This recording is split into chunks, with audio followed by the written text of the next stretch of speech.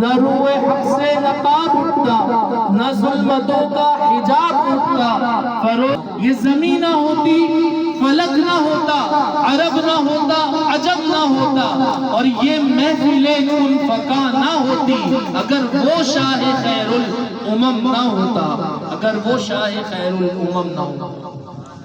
نعرے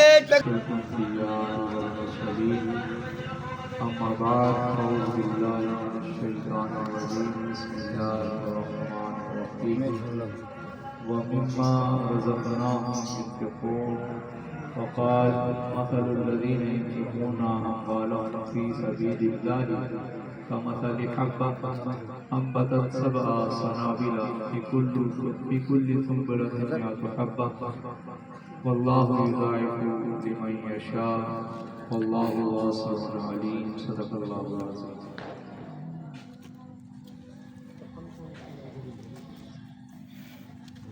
توجہ اس طرف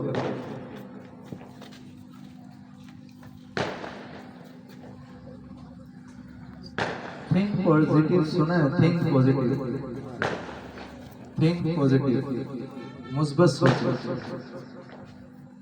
جب بھی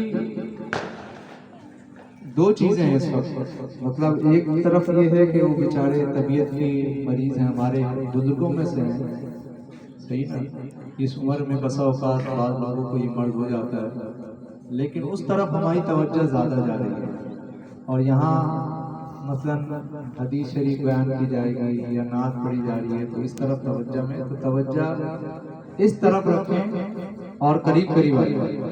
بیچ میں جو وقفے ہیں نا کہ بچے یہ سمجھتے تھے یہ کوئی درخت ہے یا کوئی یہ تنے ہیں، خاموش پڑے ہیں، پرندے آ کر بیٹھ کر چلے بھی جاتے تھے اور انہیں پتہ بھی نہ ہوتا تھا۔ یہ ہمیں صحابہ کرام کی زندگیوں سے سبق ملتا ہے کہ ہمیں اللہ اور رسول صلی اللہ علیہ وسلم کی باتیں جو ہیں غور سے سننے کی کوشش کرنی چاہیے۔ میرے پیارے بھائیوں، اللہ تعالیٰ نے فرمایا وَمِمَّا رَزَقْنَاهُمْ يُنْفِقُونَ۔ ابتدائی قرآن پاک کی آیات میں 5 صفات اللہ تعالیٰ نے متقین کی، نیک لوگوں کی بیان فرمائی۔ نیک لوگ نماز پڑھتے ہیں، نیک لوگ انفاق فی سبیل اللہ، تو وَمِمَّا رَزَقْنَاهُمْ 5 میں سے ایک صفت یہ ہے کہ جو کچھ ہم نے دیا ہے اس میں سے اللہ کی راہ میں خرچ کرتے ہیں۔ پہلے فرمایا وَمِمَّا رَزَقْنَاهُمْ، اللہ نے پہلے اپنا ذکر کیا کہ ہم نے انہیں عطا کیا۔ کوئی کمال نہیں ہے، کوئی عقل نہیں، کوئی فہم نہیں، کوئی سمجھ نہیں، یہ جو کچھ ہے وہ اللہ کا دیا ہوا ہے، اور اللہ نے اپنے ہی دیے ہوئے مال کی فرمایا رزقناہم ينفقون، جو ہم نے دیا ہے اسے ہماری راہ میں خرچ کرتے ہیں۔ اور جب اللہ کی راہ میں خرچ کرتے ہیں تو حال کیا ہوتا ہے؟ حال یہ ہوتا ہے کہ اللہ تعالیٰ اس میں برکت دیتا ہے۔ بظاہر اگر دیکھا جائے ظاہری طور پر کہ جو ہم خرچ کرتے ہیں تو وہ خرچ کرنے کے بعد تو اس میں کمی آ جاتی ہے۔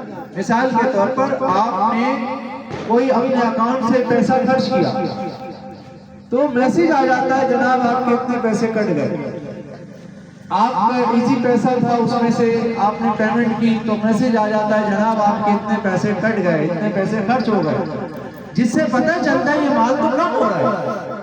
لیکن یہ وہ مال ہے جو آپ عام خرچ کرتے ہیں، جو مال دنیا کے لیے خرچ کرتے ہیں وہ مال کم ہوتا ہے، وہ مال بڑھتا ہے آنے جانے سے، لیکن جو راہ خدا میں گیا ہوتا ہے وہ مال گھٹتا نہیں ہے بلکہ اللہ اس میں اضافہ فرماتا ہے، اللہ اس میں برکت دے دیتا ہے۔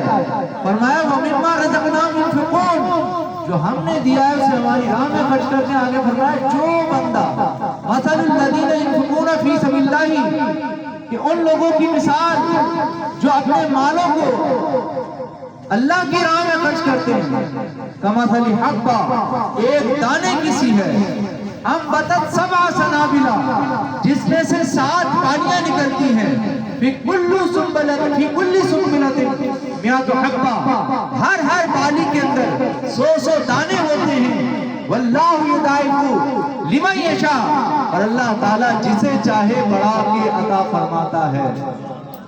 اگر آپ کبھی کسانوں کے پاس گئے ہوں کبھی آپ نے گندم کی فصل کا مشاہدہ کیا ہو تو آپ دیکھیں گے گندم کا ایک دانہ جو زمین میں بوتا ہے کسان، اس دانے سے 7 ٹہنیاں نکلتی ہیں، اس کو بالیاں کہتے ہیں، سنبلہ کہتے ہیں، اور پھر